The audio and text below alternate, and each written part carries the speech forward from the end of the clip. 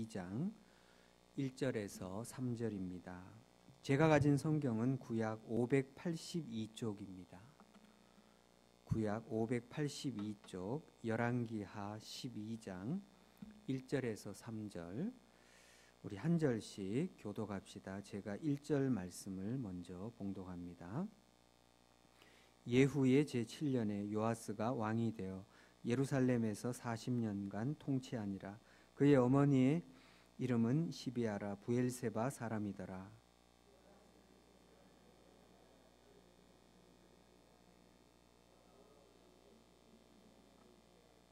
함께 봅니다. 다만 산당들을 제거하지 아니하였으므로 백성이 여전히 산당에서 제사하며 분향하였더라. 아멘. 한번 기도하겠습니다. 사랑과 자비의 하나님 아버지, 은혜를 진심으로 감사합니다. 오늘 한날도 우리들을 삶의 현장에서 지켜주시고 이 시간 기도의 자리를 사모하여 주의 전에 나오게 하신 것 감사합니다. 하나님 아버지, 오늘 밤도 하늘문 활짝 여시사 예비하신 은혜를 풍성히 허락하여 주시길 원합니다. 오직 여호와를 앙망하는 자에게 독수리가 날개치며 올라감 같은 새 힘을 허락하시겠다 말씀하셨사오니 우리 모두에게 독수리가 날개치며 올라감 같은 새 힘을 허락하여 주시옵소서. 부족한 종을 단위에 세우셨사오니 오직 진리의 도구로만 사용하여 주옵소서. 감사하옵고 예수님 이름으로 기도하옵나이다. 아멘. 할렐루야. 오늘 이 시간은 요아스라는 캐릭터를 살펴보면서 신앙의 홀로서기가 얼마나 중요한가 하는 문제를 살펴보려고 합니다. 남유다 왕들 가운데 유일하게 정통성을 인정받지 못한 사람이 아달랴라고 지난 시간에 말씀드렸습니다. 아달랴는 아합과 이세벨 사이에서 태어나 남유다 왕 여호람과 결혼한 여인입니다. 아달랴는 남유다 왕 여호람과 결혼하여 아하시아를 낳습니다. 그리고 세월이 흘러 남편 여호람 왕이 죽고 아들 아하시아가 왕위에 오릅니다. 그런데 아하시아가 북이스라엘 예후 왕에 의해 죽음을 맞게 됩니다. 아들 아하시아가 북이스라엘 예후 왕의 손에 어처구니 없이 죽자 아달랴는 자신이 왕위를 차지하기 위해 손자들을 전부 죽입니다. 하지만 그 와중에 요아스가 극적으로 살아남게 됩니다. 그 내용이 우리가 지난번에 살폈던 열왕기하 11장입니다. 아달랴의 광기 어린 방해 공작에도 불구하고 하나님은 다윗의 등불을 지키시겠다는 약속을 신실하게 지키셨습니다. 우리가 오늘 기도의 자리에 나올 수 있는 것도 이러한 하나님의 신실하심을 믿기 때문입니다. 아달랴가 자기 아들 아하시아가 북이스라엘 왕 예후의 손에 죽으니까 자신이 왕위에 오르겠다고 손자들을 다 죽이는 가운데 하나님께서 요아스를 극적으로 건져주게 됩니다. 그것은 하나님께서 일찍이 다윗의 후손으로 하여금 계속 등불을 지키겠다고 약속하셨기 때문에, 그래서 다윗의 씨가 진멸되면 안 되기 때문에, 그래서 요아스 왕자의 고모되는 사람이 그 요아스를 다른 왕자들이 다 죽임을 당하는 가운데 그 아이를 빼돌리게 되고, 그래서 그 아이와 그리고 그 아이의 젖을 먹일 수 있는 유모, 그렇게 두 사람을 여호와의 성전에 숨기게 됩니다. 아달랴는 아까 말씀드렸지만 아합과 이세벨 사이에서 태어난 사람이에요. 그래서 그는 전혀 하나님에 대한 신앙이 없는 사람입니다. 그러다 보니까 당연히 여호와의 성전에 대해서는 관심이 없는 거예요. 그래서 요아스가 유모와 함께 여호와의 성전에서 무사히 6년 동안이나 숨어 지내는 동안 발각되지 않았던 거죠. 거기에도 보면 참 하나님의 섭리가 묘하다는 걸 보게 됩니다. 사실 여호와의 성전은 왕이 살고 있는 궁전과도 아주 가까운 거리에 있습니다. 그럼에도 불구하고 정작 아달랴는 하나님에 대한 관심이 없으니까 당연히 하나님의 집 성전에도 관심이 없는 거죠. 그래서 그 성전에서 요아스 왕자는 유모와 함께 그렇게 6년 동안 무사히 살아남게 되는 겁니다. 그리고 세월은 흘러 요아스가 7살 되던 해에 제사장 여호야다의 치밀한 계획하에 요아스를 기름 부어 왕으로 세웁니다. 아달랴는 뒤늦게 이 사실을 알고 옷을 찢으며 반역이라고 소리칩니다. 반역이로다, 반역이로다. 그렇지만 이미 여호야다가 아주 주도 면밀하게 그 계획을 잘 세웠고 진행을 했기 때문에 아무도 아달랴에게 관심을 가져주지 않고 호응하지 않습니다. 그렇게 아달랴는 비참한 최후를 맞게 됩니다. 자, 오늘 본문 2절 말씀 우리 다시 한번 읽어봅시다. 오늘 본문 2절입니다. 시작. 요아스는 제사장 여호야다가 그를 교훈하는 모든 날 동안에는 여호와 보시기에 정직히 행하였으되. 아멘. 제사장 여호야다는 요아스 왕의 멘토와 같은 분입니다. 요아스의 어떤 영적 스승 역할을 하는 사람이에요. 그래서 제사장 여호야다가 요아스를 교훈하는 모든 날 동안 요아스는 여호와 보시기에 정직히 행하였다고 오늘 본문은 말씀하고 있습니다. 여러분, 우리가 삶을 살아가면서 좋은 스승을 만나고 좋은 멘토를 만난다고 하는 것은 대단히 귀한 일입니다. 지금 한창 졸업 시즌입니다.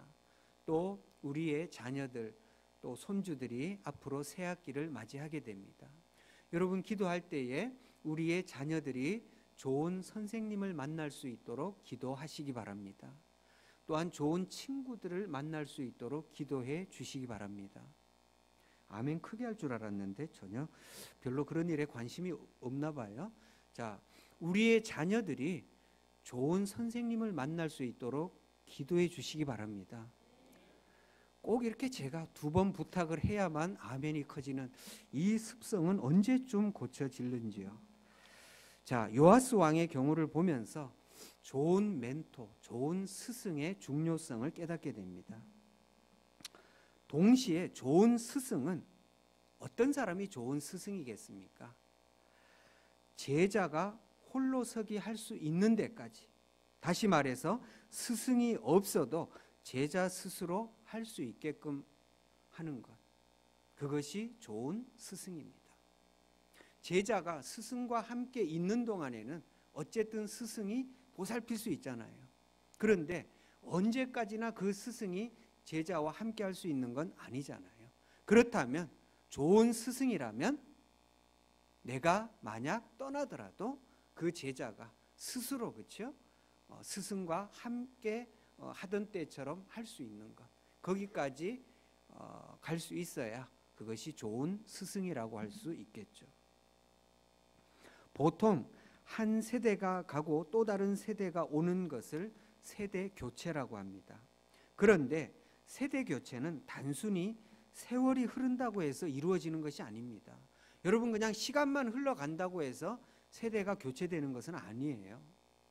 한 세대가 다음 세대를 홀로서기 할 수 있도록 철저한 훈련과 교육이 필요합니다. 이것은 부모 세대에서 자녀 세대로 흘러가는 것이 가장 자연스럽고 효과적입니다.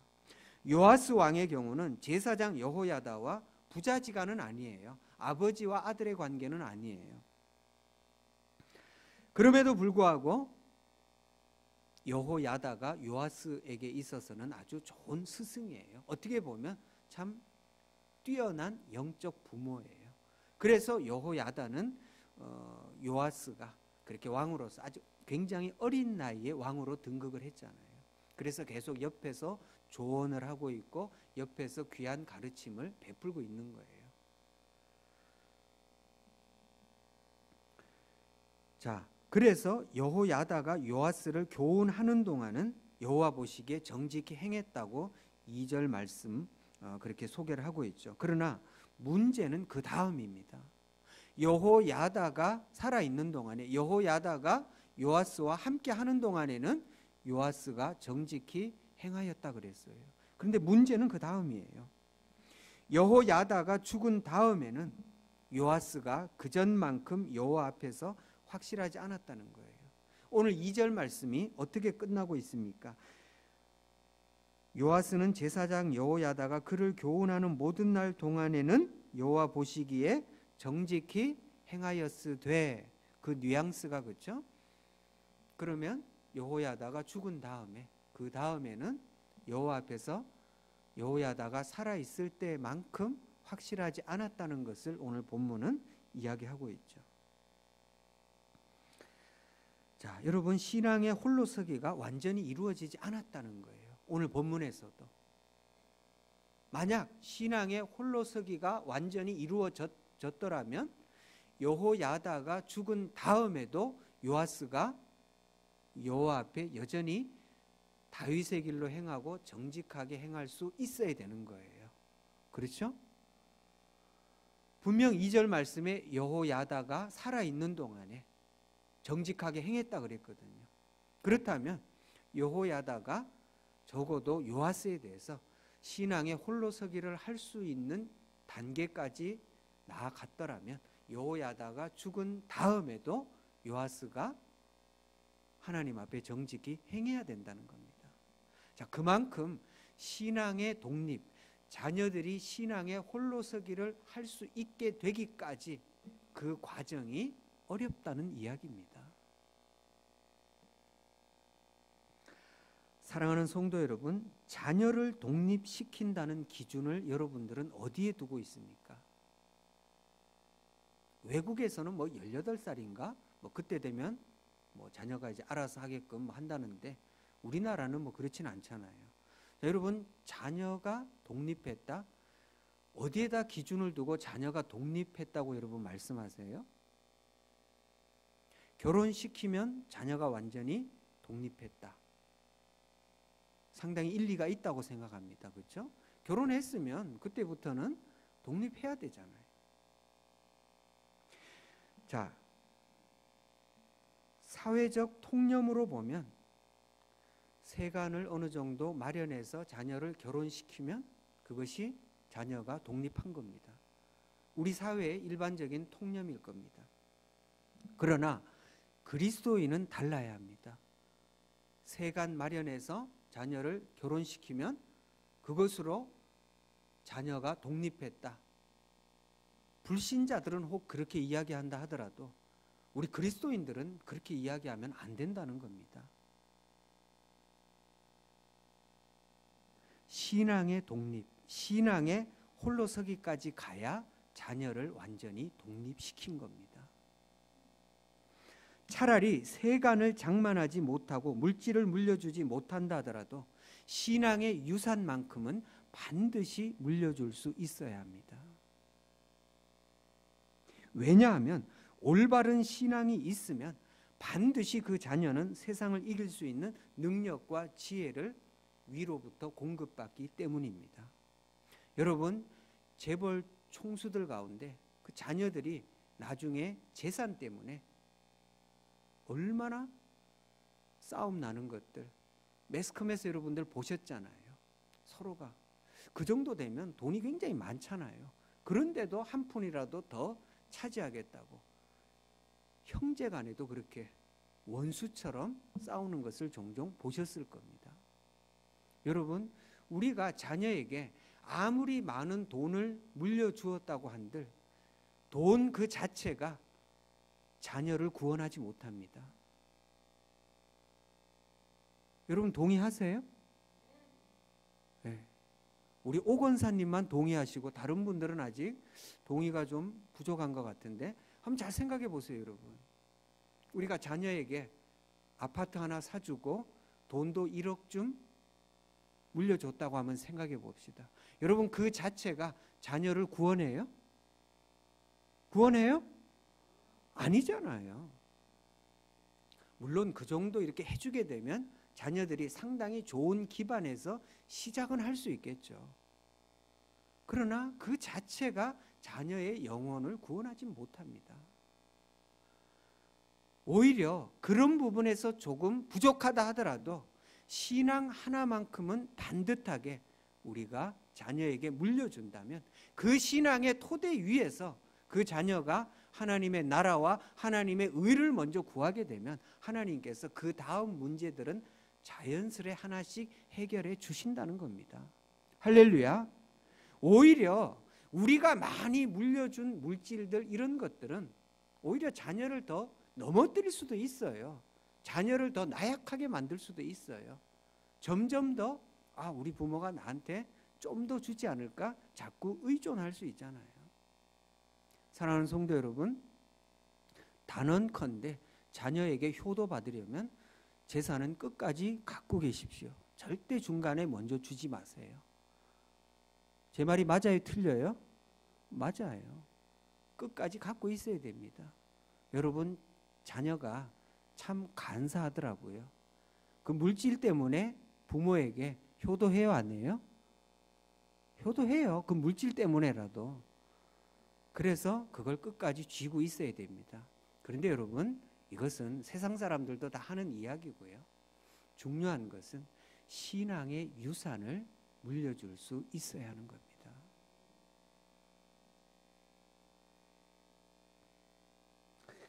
여기서 잠시 동물의 세계를 한번 생각해 볼까요? 여러분, 새가 알을 낳고 일정 기간 그 알을 품고 있으면 어느 날 알을 깨고 새끼가 이제 부화를 하지요. 그러면 어미새는 부지런히 벌레를 물어다가 새끼 새에게 가져다 줍니다.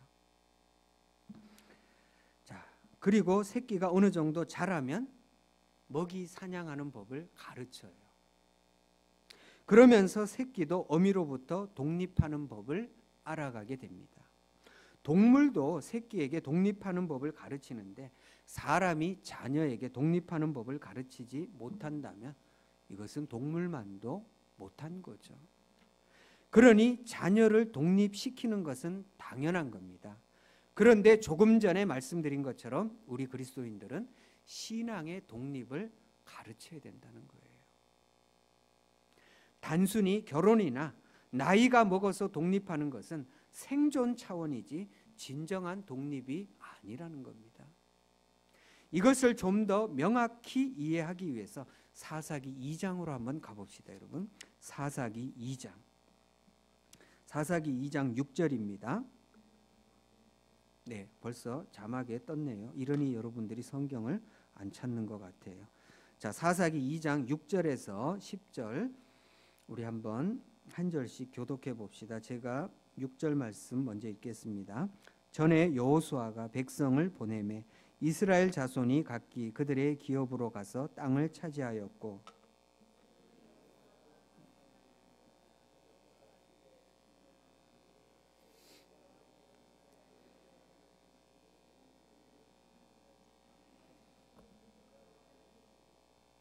여호와의 종 눈의 아들 여호수아가 110세에 죽음에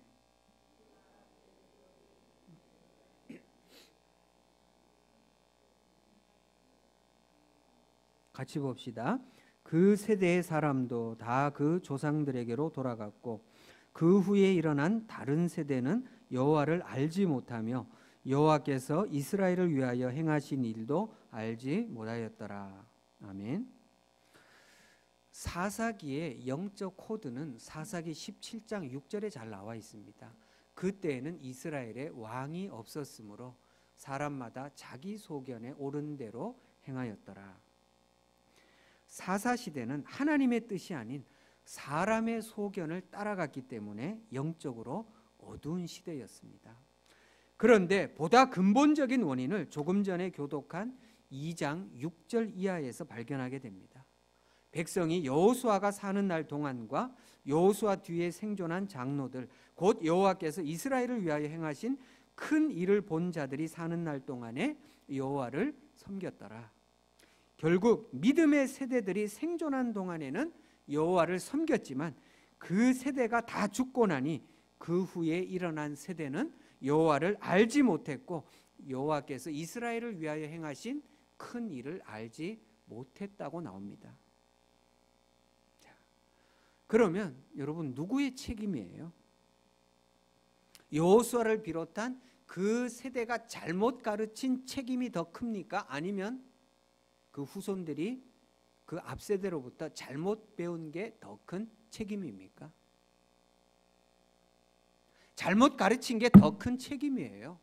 여호수아와 그리고 여호수아 곁에 모셨던 장로들, 그 사람들이 살아있는 동안에는 여호와를 경외했단 말이에요.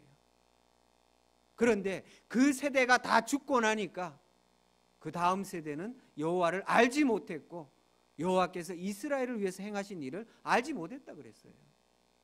여러분, 신앙의 홀로서기가 이만큼 중요하면서도 어렵다는 거예요.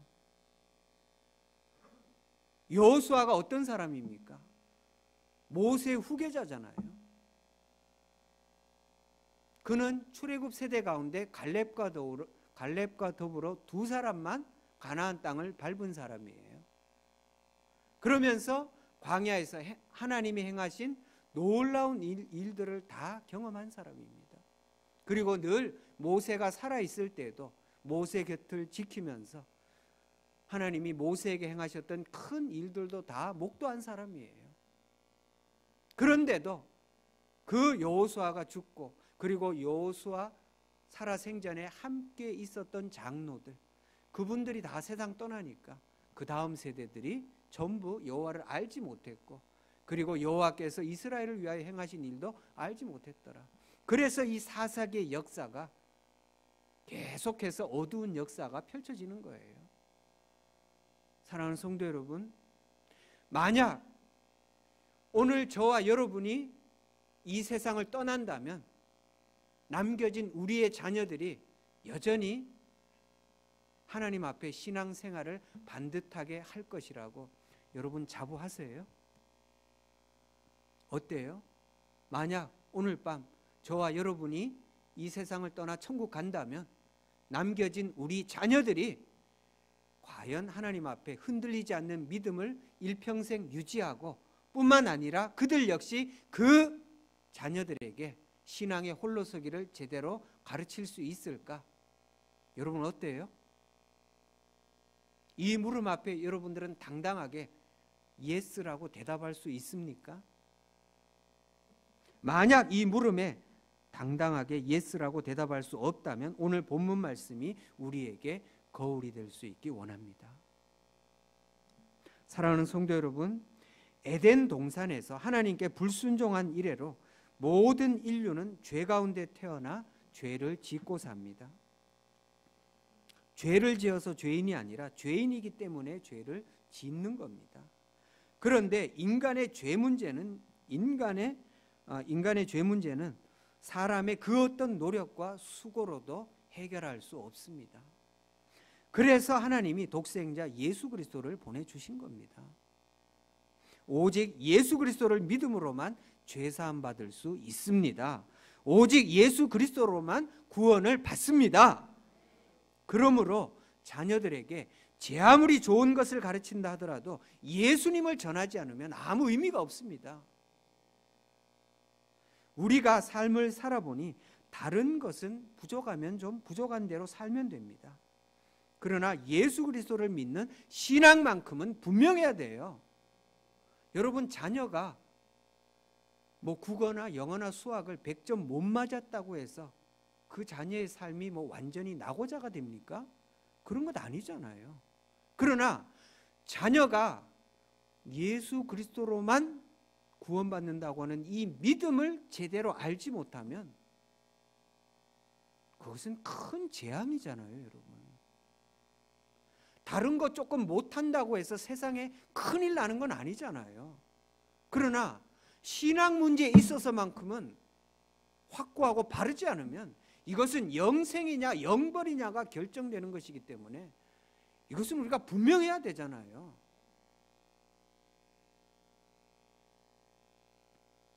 여러분, 예수 그리스도를 믿는 신앙 고백, 예수 그리스도로만 구원받는다고 하는 이 믿음, 이것은 단순히 좋고 싫고의 문제가 아니잖아요.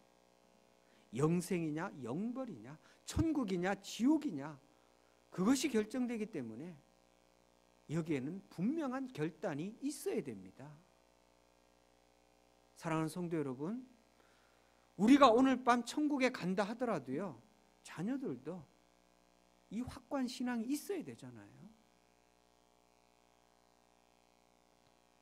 이번 주간에 저는 개인적으로 우리 자녀 3명에게 다 참 재미있는 일들을 만났습니다. 아니 뭐 재미있다고 해야 되나요? 이제 큰아이가 군대 이제 입대 날짜를 받았습니다. 그리고 둘째 딸은 어제 이제 고등학교를 졸업했고요. 막내 아들은 오늘 중학교를 졸업했습니다. 이 3가지가 이번 한 주간에 쭉 일어났던 일들입니다. 그런데 첫째하고 둘째는 참 평범해요. 근데 셋째 이 녀석은 참 별나요. 오늘 졸업식장에 가보니까 완전히 학교 명물이더군요. 얼마나 개구장이 짓을 했으면 학교에서 우리 아들 모르는 사람이 없어요. 보니까 그 아들을 보면서 아니 저런 끼가 어디서 나왔지? 여러분 저는 끼가 없어요. 여러분 보시더라도 제가 끼가 있어요? 다들 표정이 이상하신데 저는 끼가 없습니다. 얌전해요.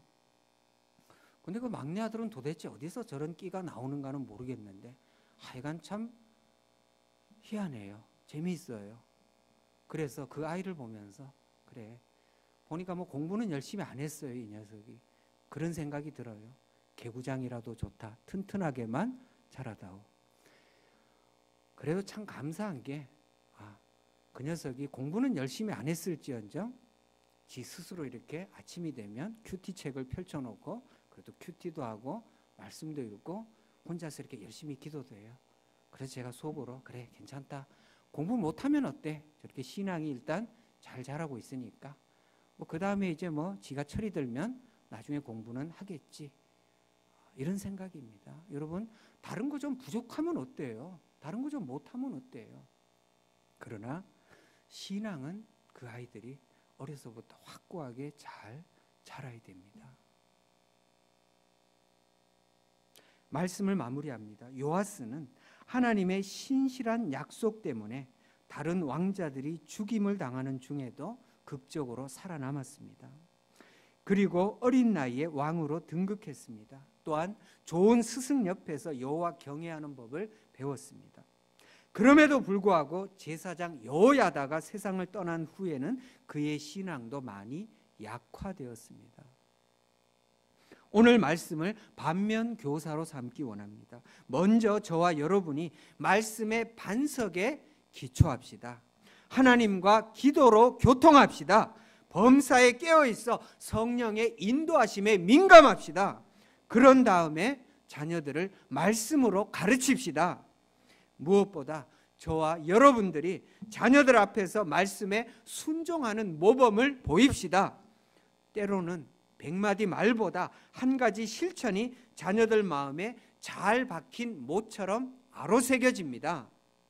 자녀들이 신앙의 독립을 이룰 수 있도록, 자녀들이 신앙의 홀로서기를 할 수 있도록 끝까지 우리의 믿음을 잘 지키고 믿음의 유산을 후대에 물려줄 수 있는 저와 여러분의 삶이 될 수 있기를 진심으로 축원합니다. 할렐루야. 우리 한번 소리내서 기도합시다. 기도할 때에 먼저 우리 자신을 돌아봅시다.